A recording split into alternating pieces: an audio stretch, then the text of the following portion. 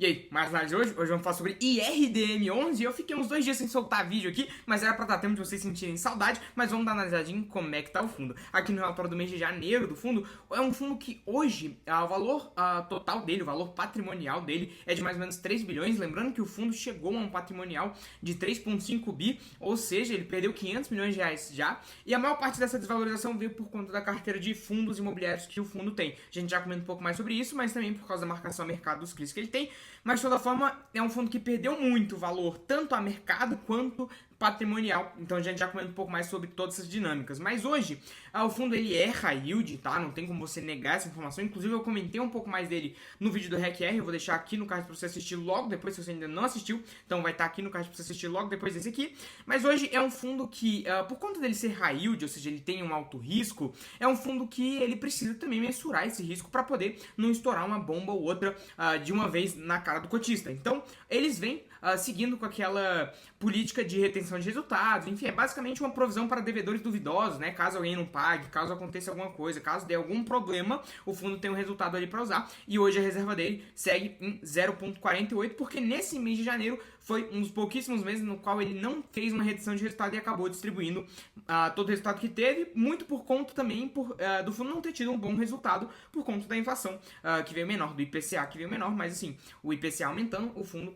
ele tem essa valorização ali do valor ali do dividendo, e aí acaba tendo uma retenção de resultados também. Então é interessante comentar sobre isso, e já é um ponto que eu vou explicar ao longo do vídeo aqui junto com vocês, mas assim que a gente tiver uma baixa na taxa de juros, na Selic, que consequentemente aumenta a inflação e gera vários outros gatilhos aqui para o fundo não precisa mais fazer retenção de resultados, ele consegue distribuir mais dividendos naturalmente, o IPCA aumentando, ele vai distribuir mais dividendos também consequentemente. Então é um fundo que, no momento que a Selic baixa, assim como o RECR, o vídeo está aqui no card para você assistir, são fundos que, por ter essa característica high yield, são fundos que se beneficiam muito nesses momentos. Mas quando o cenário é inverso e a taxa de juros está muito alta, são fundos que levam uma boa perna para trás e acabam tendo vários prejuízos aí para várias pessoas desavisadas que entraram no momento errado. Mas além disso, ele comenta que não teve não recorrentes na carteira, então não foi como no mês passado, que teve resultados não recorrentes que impulsionaram o resultado do fundo. Inclusive foi um dos resultados maiores nos últimos 2 anos, de 0,93 reais por cota, mas nesse mês não teve o pagamento de amortização, que acaba entregando o resultado que estava acumulado, e aí acaba gerando esse resultado que estava acumulado, mas não efetivado, traz esse resultado de forma efetiva. Então o fundo distribui o resultado que estava acumulado, ou também o pagamento de carências, ou seja, alguém não estava pagando e voltou a pagar, que foi o que aconteceu no mês passado, mas nesse mês não aconteceu. E aí, o grande problema aqui é a carteira de fundos imobiliários dele. Ele comenta que vem reduzindo a exposição, mesmo não tendo feito nenhuma venda em janeiro, o fundo vem diminuindo a exposição conforme dá, né? A gente vai dar uma olhadinha na carteira dele, mas é a grande dor de cabeça aqui do fundo. E aí, quando a gente vai para a carteira de CRI hoje, afinal a gente está falando de um fundo que é para ser um fundo de papel, as maiores posições em caixa, então ele tem 3,5% do PL dele em caixa, um PL é bem tranquilo, né? Ele tem um caixazinho ali para fazer algumas movimentações. Tem o CRI do HGBS 11, né? Então, o HGBS 11 Moca, e aí é um CRI que ele comprou nesse mês, inclusive, para poder colocar posições de melhor qualidade de crédito, ou seja, posições que não são high yield, mas sim high grade na carteira dele. Então, comprou o CRI HGBS, fazendo parte desse movimento. E aí, o segundo CRI de mais posição é o Evolua, depois Edifício Tucano e Shopping Pantanal. E aí, assim, posições um pouquinho maiores, né, de 3, 2%, é até complicado falar que são maiores, né, porque são exposições irrisórias, mas o fundo ele é bem diversificado, né, ele tem bastante operações e as operações dificilmente passam de 1%, e a gente já vai comentar um pouco mais sobre isso também. Mas hoje, na tabela dele, algo que eu sinto falta é a taxa média, a taxa de MTM, pra gente ter uma ideia do quão é a taxa média de remuneração que o fundo tem hoje na marcação a mercado, porque isso dá pra gente fazer ali uma mensuração de qual que é o risco real do fundo, né? A maioria das pessoas não consegue precificar que ele é um high yield, até porque ele tá fazendo compras de posições high grade, mas hoje ele é high yield e as pessoas não conseguem precificar isso muitas vezes porque a gente não tem uma taxa MTM, então é interessante comentar sobre isso. E aí ele segue aquela estratégia de as maiores posições, ele colocar posições mais tranquilas, e aí conforme ele vai diminuindo e a posição vai ficando menos relevante, ele vai pegando segmentos e setores mais arriscados, então loteamentos, incorporações, e aqui quando a gente fala de maiores posições, aí é shopping, geração de energia, enfim.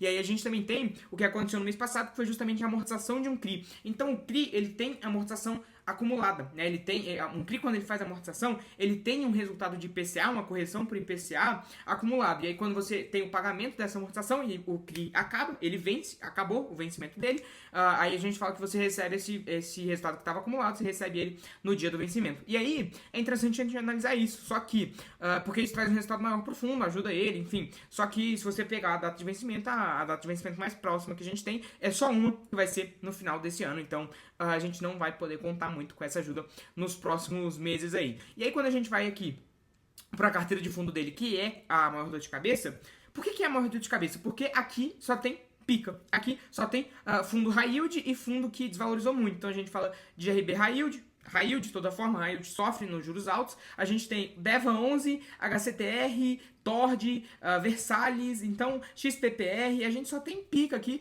e acaba que isso gerou um prejuízo profundo de quase 400 milhões de reais, então a gente teve um baita prejuízo por conta desses movimentos, desses fundos que ele acabou comprando, e foi uma decisão errada e aconteceu no mercado, porque a música estava tocando, todo mundo estava se divertindo, o high yield, no momento que o juros está baixo, então por exemplo, a Selic a 6 e o fundo pagando IPCA mais 5, então a gente está falando de um IPCA que estava em 8 e IPCA mais 5, a gente está falando de 3%, enquanto a Selic estava 6, a gente está falando que você recebia o dobro da Selic, todo mundo comprava o fundo, porque você vai receber o dobro da Selic, e aí todo mundo comprava, e aí na hora que a Selic começa a aumentar, as dívidas param de pagar, o IPCA diminui, então você recebe menos, e aí acaba você tem vários problemas juntos que vêm de uma vez, e aí se você não sabe a hora certa de sair e entrar nessas posições, você acaba tomando esse prejuízo. Inclusive, se você quiser aprender a fazer isso, aqui na descrição vai ter o link do meu grupo gratuito. Você é uma pessoa sortuda, o link é gratuito, então eu vou te ensinar tudo sobre ações e fundos imobiliários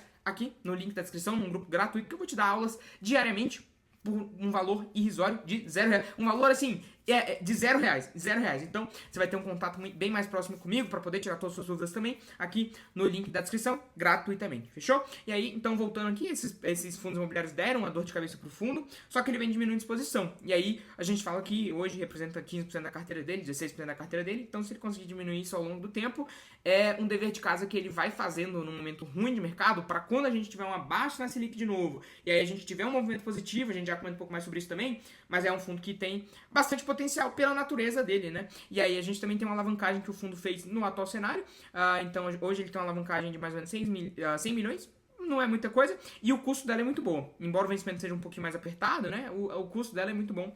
E aí, enfim, é uma alavancagem positiva. Inclusive, o problema desse fundo nunca foi a gestão. A gestão, ela sabe diversificar, ela sabe, enfim, a compra dos FIIs aqui não foi o melhor momento, né? Não foi a melhor decisão. Mas a gestão, ela faz uma alavancagem aqui, faz uma alavancagem ali, para poder gerar um resultado a mais. Enfim, é um fundo que, quando a gente fala de gestão, tirando essa parte dos fundos imobiliários, é uma gestão que sabe se posicionar, que, enfim, nunca foi um problema, nunca foi uma dor de cabeça, né? Então, de toda forma, é interessante comentar sobre isso. E o fundo fazendo o que ele tem feito agora, que é fazendo o dever de casa, no momento que a gente tem um juros caindo, e aí acaba gerando um IPCA maior, um dividendo maior, ele não tem que fazer provisão, ou seja, ele consegue distribuir mais resultado, não tem que ficar retendo resultado. A gente tem vários pontos positivos, né, e pro fundo. Nesses momentos, é um momento bom de entrar, se é o teu perfil de risco. Eu, por exemplo, não entro muito no meu perfil de risco, os fundos high yield, mas de toda forma, quando acontece esses momentos, eu tenho uma participação pequena ali da minha carteira em fundos high yield para aproveitar essa valorização que eles têm pela natureza deles. Então, de toda forma, é interessante você ficar atento a essas movimentações de mercado, porque se você souber o momento certo de entrar e sair, você consegue boas valorizações nesses meio tempo. Então, quando a gente chegar no momento perto assim, e for o teu perfil de risco, inclusive, no momento que a Selic está demonstrando uma tendência de preferência rápida, uma tendência de queda rápida, é um momento bem interessante para você começar um pouco antes disso, você já começar a perceber isso, ligar o teu radar e começar a montar posições. Inclusive, se você não sabe fazer isso, vou deixar o link do grupo gratuito aqui na descrição, e também se você quiser um acompanhamento bem de pertinho, tem o link da comunidade lá na bio do canal, fechou? Então, vamos dar sequência aqui, a gente está falando de uma carteira que a maior parte é 80% em CRI, e aí tem a carteira de FIIs aqui, a distribuição por setor, que a gente já comentou da estratégia dela, e aí a diversificação por indexador, maior parte é a IPCA, e aí a gente tem CDI representando praticamente nada, 10%, e a maior parte realmente 70% a IPCA. E aí a gente não tem a taxa média a mercado, a gente não tem a MTM, porém, se a gente pegar a própria taxa média de aquisição, já dá para perceber que é um high yield de cara, então não tem como esconder isso. O fundo é high yield, mas ele tem feito justamente essa priorização de compra de ativos que tem melhores garantias, menores exposições, melhor qualidade de crédito, que foi a compra do CRI do HGBS, por exemplo, né? Então ele comprou 5 novos CRIs esse mês e aí usou compromissados para fazer isso. Tem hora que ele tem compromissado, tem hora que não tem, mas é bem tranquilo essa questão da compromissada, da alavancagem que ele tem. Mas de toda forma, o fundo ele vem fazendo o dever de casa dele, ele vem conseguindo montar exposições aqui, enfim, de boa qualidade, ele vem fazendo o dever de casa dele. Então é um fundo que a gestão não é um problema, e aí no momento que pela natureza você tem o fundo tendo uma valorização maior, é um fundo que ele é interessante de toda forma. E aí, como um competidor aqui, eu colocaria o RECR, o vídeo está no card, então depois você assiste também para entender um pouco mais qual fundo você prefere. No momento em que isso começar a acontecer, qual fundo você acha mais interessante para o teu perfil, perfeito? E aí a gente também tem aqui o acompanhamento das operações, que por ser high yield, invariavelmente você vai ter inadimplência, você vai ter gente que não vai pagar, você tem gente que vai atrasar o pagamento, então é normal isso acontecer, só que como ele diversifica bem, né, ele tem uma diversificação bem grande, acaba que todos os problemas que ele tem aqui, em vários CRIs, acaba dando o quê? 2, 3%, então de toda forma é bem tranquilo em relação a isso, é o esperado de um fundo high yield, e aí justamente no momento que a música tá baixa, né, justamente no momento que a Selic tá alta, as pessoas começam a perceber isso com um olhar mais atento, né, quando a música tá alta, e aí todo mundo tá fazendo dinheiro, o mercado tá subindo e todo mundo tá, nossa, high yield é o futuro do mercado, e o RDM chega a 1.4, a 1.5 do VP, que foi o que aconteceu, então aí a gente fala que ninguém consegue olhar isso, ninguém olha para esses problemas, né, então depende se a música tá alta ou tá baixa. Na hora que tá todo mundo fazendo dinheiro, todo mundo acha que vai continuar fazendo dinheiro para sempre, que todo mundo é um gênio, é o Albert Einstein do mercado. Na hora que tá caindo, aí todo mundo fala, não, isso daqui não é para mim, isso daqui não funciona, isso daqui não ganha da inflação, isso daqui, aquilo aqui. Então, é saber controlar muito bem a sua emoção, porque investir é conhecimento, então você tem que ter conhecimento. E aí, se você quiser ter esse ativo, eu vou deixar o link da comunidade Cine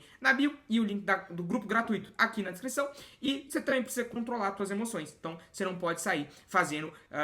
se você tem o conhecimento, você consegue controlar suas emoções. Então, você tem que ter o conhecimento para, no final do dia, controlar suas emoções também. E saber a hora certa de comprar, saber a hora certa de vender. E não ficar afobado achando que você é o Albert Einstein e também achando que você é um burro de carga que cometeu erros. Enfim, então, a gente fala aqui que no mês passado o fundo teve uma receita melhor. E nesse mês teve uma receita estável, né? E aí a gente tem a operações compromissadas, tem que ficar atento para ver se esse custo da compromissada não vai aumentar muito, vai começar a prejudicar um pouco o resultado do fundo, mas acredito que não vai ser uma dor de cabeça, bem tranquilo em relação a isso. Sobre RDM é isso, se você gostou das análises já deixa teu like, se inscreve aqui no canal se você ainda não é inscrito, tô te pedindo de coração mesmo, porque eu sei que tem muita gente que vê vários vídeos e não se inscreve, não sei porquê, mas já pode se inscrever aqui, que você sabe que as análises aqui são sempre de ótima qualidade, inclusive falo coisas que você não vê nenhuma outra pessoa falando, para você de fato aprender a fazer dinheiro e se posicionar no mercado. Perfeito? Então, já se inscreve aí. Se você tiver qualquer dúvida também, pode deixar nos comentários que eu sempre respondo. Fechou? É isso? É nóis e